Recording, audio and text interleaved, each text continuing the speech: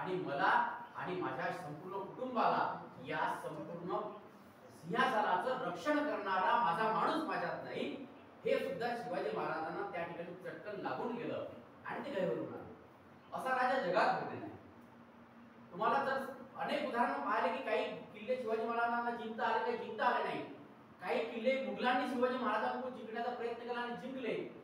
फिरोजजी नरसाळा नावाचा छोटासा एक चाकणच्या किल्ल्याचा सुभेदार, जो त्या किल्ल्याचं रक्षण करणारा जो सुभेदार होता, तो आणि 21,000 सैन्य आणणारा मुघल, तो जेव्हा त्या चाकणच्या किल्ल्यावर आला तेव्हा फिरोजजी नरसाळा एकटा माणूस लढत होता.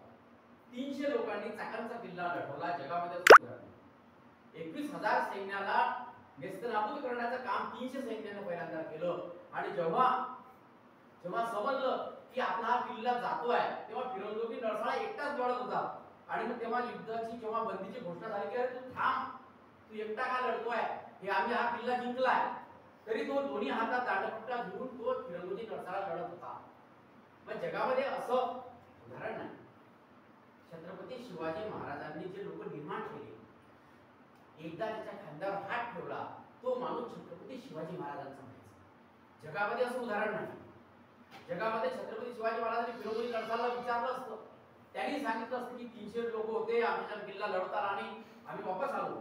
परंतु फिरोजजी नरसाळाने म्हटलं की हे राजे, मी तू आपला किल्ला वाचवू शकलो नाही.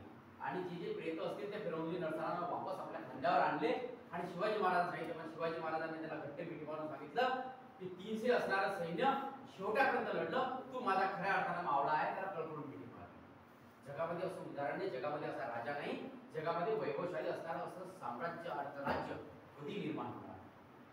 आता औरंगजेबाजवळ अफगाणिस्तान पासून काबूलपर्यंत सैन्य होतं, राज्य होतं, काश्मीर पासून कन्याकुमारीपर्यंत प्रदेश होता. तरी औरंगजेबाला काय वाटलं की छत्रपती शिवाजी महाराजांचंच राज्य मला नष्ट करायचं. त्यावेळी इराणचा शाह होता, अफगाणिस्तानचं राज्य होतं, इकडे आदिलशाही होती, कुतुबशाही होती, निजामशाहीचा काही पार्ट बाकी होता. तरी हे राज्य का नष्ट करायचं आहे, तर औरंगजेब म्हणायचा की हे सगळे जे राज्य आहे हे सुलतानशाही आहे. ही सगळी जी राज्य आहे स्वतःच्या फायद्यासाठी आणि आपल्या मुलाबाळांसाठी लढणारे लोक आहेत. पण एकमेव महाराष्ट्रातलं छत्रपती शिवाजी महाराजांनी निर्माण केलेलं राज्य हे रयतेचं आहे.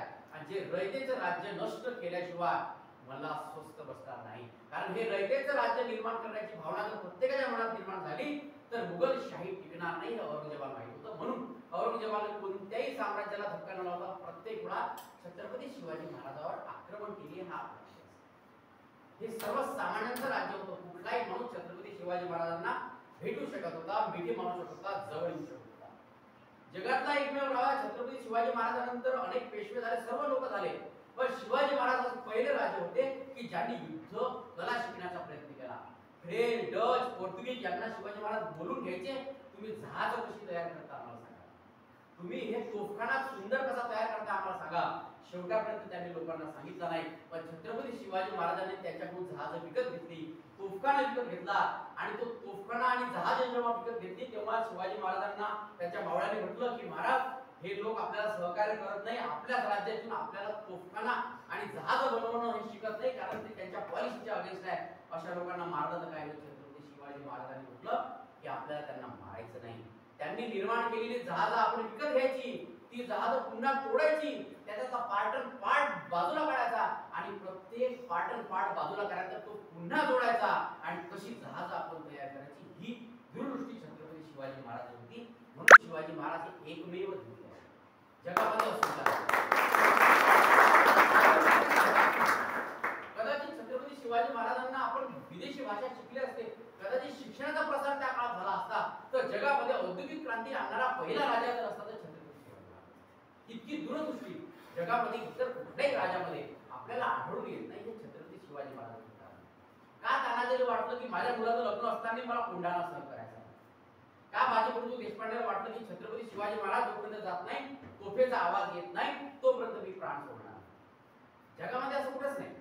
इतकी माणसं छत्रपती शिवाजी महाराजांनी पेरली ही जगामध्ये कोणी पेरली नाही.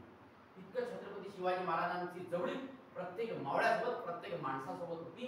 जगामध्ये इतर कुठल्याही राजाची एवढी जवळीक नव्हती. म्हणून छत्रपती शिवाजी महाराजांचं राज्य हे चिरंतन टिकणारं राज्य महाराष्ट्रामध्ये छत्रपती शिवाजी महाराजांचे. संभाजी महाराजांना हा प्रश्न